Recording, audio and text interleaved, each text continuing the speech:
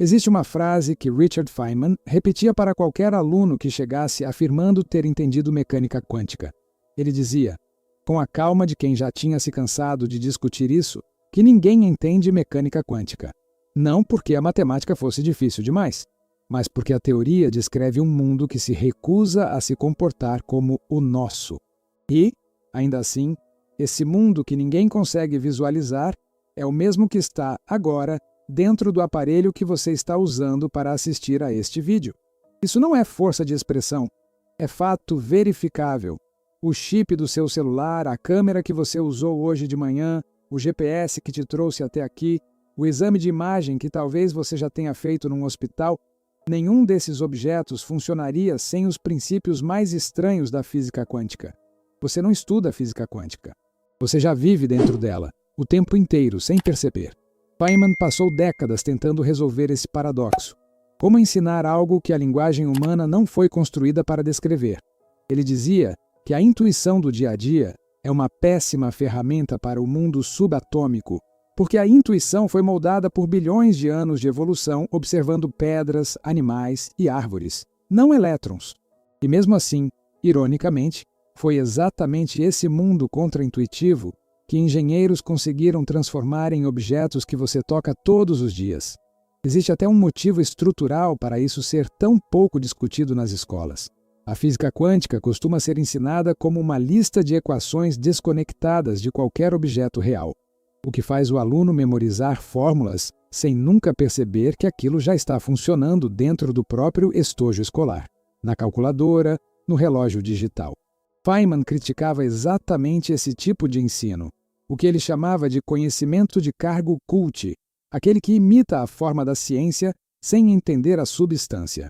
Ensinar mecânica quântica citando apenas partículas abstratas, sem nunca mostrar onde ela aparece na vida real, é treinar alguém a decorar o nome do pássaro sem jamais olhar para o pássaro. Vamos percorrer 10 desses objetos. Cada um deles é uma prova concreta, verificável e documentada de que o absurdo quântico saiu do quadro negro e entrou na sua rotina. E, ao final, talvez fique mais fácil entender por que Feynman insistia que ninguém, nem mesmo ele, entendia completamente essa teoria. E, ainda assim, toda a tecnologia ao seu redor depende dela para funcionar. Número 10. O chip do seu computador e do seu celular. Todo processador moderno é construído com transistores medindo poucos nanômetros, tão pequenos que os elétrons dentro deles nem sempre respeitam as barreiras físicas que deveriam contê-los. Esse fenômeno se chama tunelamento quântico, a possibilidade de uma partícula atravessar uma barreira de energia que, pela física clássica, ela jamais deveria conseguir ultrapassar. Os primeiros transistores foram criados em 1947 nos laboratórios Bell por John Bardeen, Walter Brattain e William Shockley, um avanço que dependia diretamente da física quântica dos semicondutores e que rendeu aos três o Prêmio Nobel de Física em 1956. Sem esse comportamento bizarro dos elétrons, não existiria um único processador moderno. E aqui está a parte que a maioria ignora. Hoje, engenheiros de chip gastam boa parte do tempo tentando impedir que o tunelamento aconteça demais, porque, em escalas cada vez menores, o mesmo efeito que criou o transistor também ameaça destruí-lo. Número 9. A câmera do seu celular. Cada foto que você tira depende de um princípio que Albert Einstein explicou em 1905 e que, décadas depois, lhe renderia o Prêmio Nobel de 1921. O efeito fotoelétrico. A luz não se comporta apenas como onda. Ela chega em pacotes discretos de energia, os fótons, e é a colisão desses fótons contra um sensor que gera a corrente elétrica que vira imagem digital. Feynman dedicou boa parte de suas aulas mais famosas, reunidas depois no livro QED, A Estranha Teoria da Luz e da Matéria, justamente a explicar por que a luz se comporta dessa forma dupla e contraintuitiva. Todo sensor de câmera digital, do seu celular ao telescópio espacial mais avançado, é, na prática, um contador de fótons regido inteiramente por regras quânticas. Cada minúsculo pixel do sensor funciona como uma pequena armadilha de luz. Um fóton chega, atinge um elétron com energia suficiente para libertá-lo, e esse elétron liberado é contado e convertido em um valor de brilho. Milhões dessas armadilhas, lado a lado, formam a imagem que você vê na tela. Sem o efeito fotoelétrico, não haveria fotografia digital. Só o velho filme químico, sensível à luz de outra maneira, muito mais lenta e muito mais analógica. Número 8. O painel solar no teto de alguém que você conhece. É o mesmo efeito fotoelétrico do item anterior, mas em escala energética. Uma célula fotovoltaica converte luz em eletricidade, porque fótons atingem elétrons de um material semicondutor com energia suficiente para arrancá-los de seus átomos, gerando corrente. Sem a explicação quântica de Einstein sobre como a luz transfere energia em pacotes específicos, e não de forma contínua, como a física clássica previa, a engenharia solar moderna simplesmente não existiria como a conhecemos. E a parte mais irônica é que Einstein, o mesmo físico associado à relatividade, ganhou seu único Nobel justamente por essa contribuição à mecânica quântica, não pela teoria pela qual é mais lembrado. Número 7. A lâmpada LED que ilumina o cômodo onde você está agora. Um LED, sigla para diodo emissor de luz, funciona porque elétrons, ao atravessar a junção de dois materiais semicondutores, perdem energia e a liberam na forma de fótons, com uma cor determinada pela diferença exata entre níveis de energia quantizados do material. Isso não é uma metáfora. Os elétrons literalmente pulam entre estados de energia discretos, sem posições intermediárias, um dos pilares mais básicos e mais estranhos da teoria quântica, formalizado ainda no início do século XX por Niels Bohr. Trocar a cor de um LED não é um ajuste de software, é engenharia de níveis de energia atômicos. É como se cada elétron descesse uma escada onde só existem alguns degraus específicos, nunca o espaço entre eles, e a altura exata de cada degrau determinasse a cor da luz liberada na queda.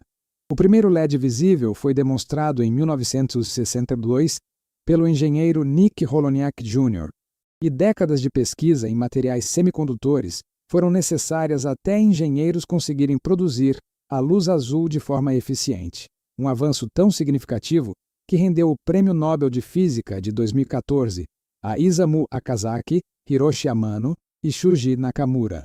Número 6. O pendrive ou o cartão de memória guardando suas fotos. A memória flash, a mesma tecnologia dentro de um SSD, um cartão de memória ou o armazenamento interno do seu celular, grava dados forçando elétrons a atravessar uma camada isolante que, classicamente, deveria ser intransponível. O processo se chama tunelamento de Fowler-Nordheim, batizado em homenagem aos físicos Ralph Fowler e Lothar Nordheim, que descreveram matematicamente esse comportamento ainda em 1928.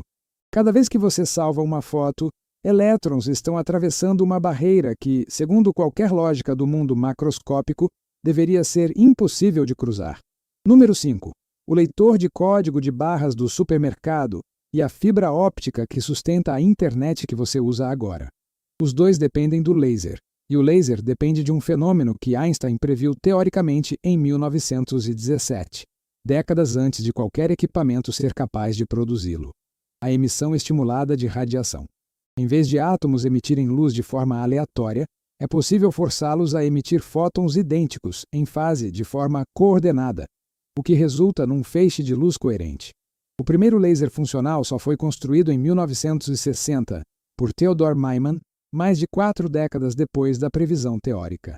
Hoje, esse mesmo princípio carrega os dados que atravessam oceanos inteiros através de cabos de fibra óptica, e é o que permite que este vídeo chegue até a sua tela em poucos segundos. Número 4. A ressonância magnética que talvez você já tenha feito num hospital. O exame depende diretamente de uma propriedade quântica chamada spin nuclear, uma espécie de momento angular intrínseco que prótons possuem sem equivalente físico direto no mundo cotidiano.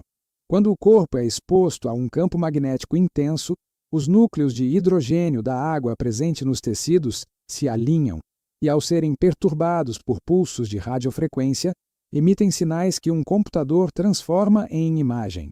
A técnica nasceu da ressonância magnética nuclear, descrita por Felix Bloch e Edward Purcell, trabalho que lhes rendeu o Nobel de Física em 1952. Sem uma propriedade quântica que nenhum objeto do tamanho de uma bola de tênis jamais poderia ter, metade dos diagnósticos médicos modernos simplesmente não existiria. Número 3. O GPS que te trouxe até aqui. A precisão de um sistema de posicionamento por satélite depende de relógios atômicos de césio, instrumentos tão exatos que definem oficialmente o próprio segundo. Desde 1967, o Bureau Internacional de Pesos e Medidas define um segundo como a duração de exatamente 9.192.631.770 oscilações da radiação emitida na transição entre dois níveis de energia quânticos de um átomo de césio 133. Não é uma aproximação, é a definição oficial do tempo, ancorada inteiramente num comportamento quântico. Sem essa precisão, os satélites de GPS perderiam sincronia em questão de horas, e sua localização no mapa erraria por quilômetros. Um erro de apenas 1 microsegundo na sincronia entre satélite e receptor já é suficiente para deslocar sua posição estimada em cerca de 300 metros, a diferença entre estar na rua certa ou 2 quadras adiante. E a ironia é que a precisão bruta do relógio atômico nem é suficiente sozinha. Engenheiros ainda precisam corrigir o sinal, levando em conta os efeitos da relatividade de Einstein sobre o tempo em órbita. O que faz do GPS um dos poucos objetos cotidianos onde física quântica e relatividade trabalham lado a lado, dentro do mesmo cálculo. Número 2. O micro-ondas na sua cozinha. O coração de um forno de micro-ondas é o magnetron, um tubo que gera radiação eletromagnética através do comportamento de elétrons acelerados por campos magnéticos dentro de cavidades ressonantes. Um processo cuja explicação completa depende da física quântica dos níveis de energia dos elétrons livres.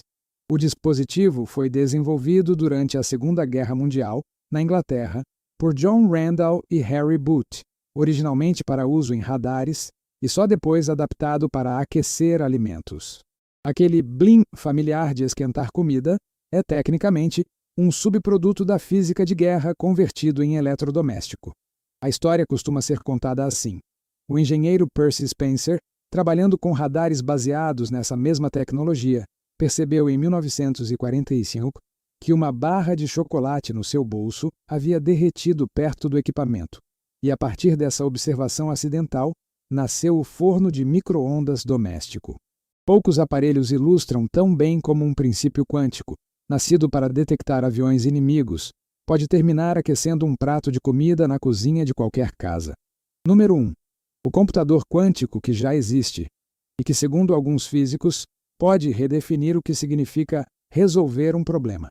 Diferente de tudo que vimos até aqui, essa não é uma tecnologia escondida dentro de um objeto antigo. Ela usa diretamente os dois fenômenos mais estranhos da teoria: a superposição, que permite que um bit quântico exista em múltiplos estados ao mesmo tempo, e o emaranhamento, que Einstein chamou de ação fantasmagórica à distância, porque parecia violar os limites da própria física.